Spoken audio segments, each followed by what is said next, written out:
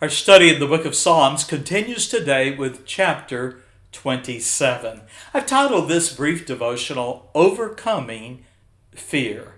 I invite you to open your Bible with me to Psalm 27. Now, allow me to begin with some introductory thoughts. Fear can turn into a debilitating and overwhelming emotion. Now, not all fear is negative. Some concerns in life warrant a healthy dose of fear. For example, it is good to fear and respect authority if that authority warns you about the consequences of foolish or even illegal choices. It's also wise to fear real dangers such as fire or the deadly potential of lightning. Of course, fearing the effects of not studying enough for an exam or the harm that comes from being careless and irresponsible is also good.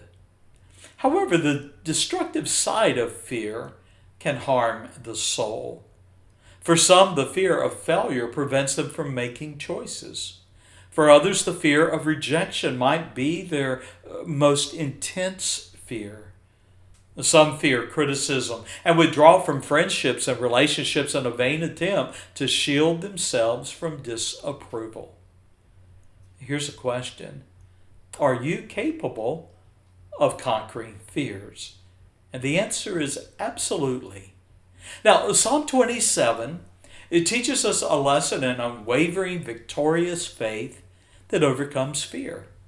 Now, I'm limited by time and space, and this is the second video devotional for today. And so I'm going to invite you to consider with me really only the first 3 verses of David's reflections in Psalm 27 when he was pursued and threatened by an enemy who would not be discouraged until he perished. And so I'm going to begin with a subtitled question for Psalm 27 and verses 1 through 3. And the question is this: what are you afraid of? So we read in Psalm 27 at verse 1, the Lord, Jehovah, eternal God, the Lord is my light and my salvation. That is, He's my deliverer. Whom shall I fear? The Lord is the strength of my life. Of whom shall I be afraid? David expressed his faith and courage in 3 phrases in that verse. The first, the Lord is my light. That is, He is my courage. The courage that David embraced comes from his belief that the Lord alone is the source of light for his soul. And then secondly, the Lord is my salvation. You see, only God can save us from an enemy. And then finally, David declared, the Lord is the strength of my life. Literally, the Lord is my rock, my fortress, and refuge. Now, affirming his trust that the Lord is light, salvation, and strength, David asks, whom shall I fear? In other words, is an enemy too powerful? Is a trial too big for the Lord? Is there a situation greater than God? And the answer is absolutely not. In verse 2, David reflected on God's past providence in his life and protection that encouraged his soul. And so we read in Psalm 27 and 2, when the wicked, even mine enemies and my foes, came upon me to eat up, literally to devour or consume my flesh, they stumbled and fell. And so David, as he's wrestling with the fear that could enslave him, began to think about God's providence in the past and His goodness.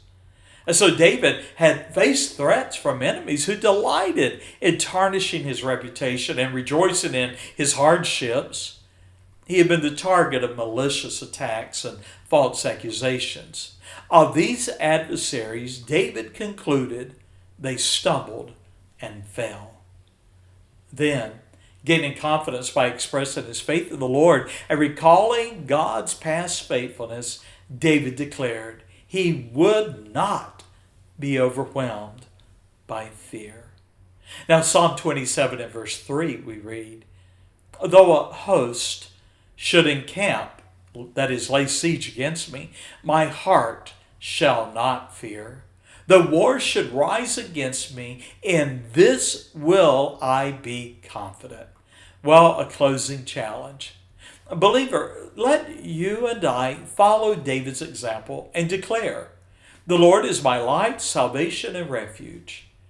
His faithfulness, the Lord's faithfulness in past trials should encourage us to set aside our current worries and affirm, "I will not let fear overcome me, or the threat of the unknown steal my peace and joy in the Lord."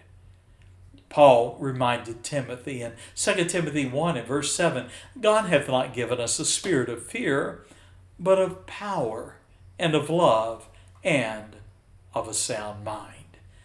Afraid? Put your trust in the Lord. He will never fail you. God bless, and bye-bye.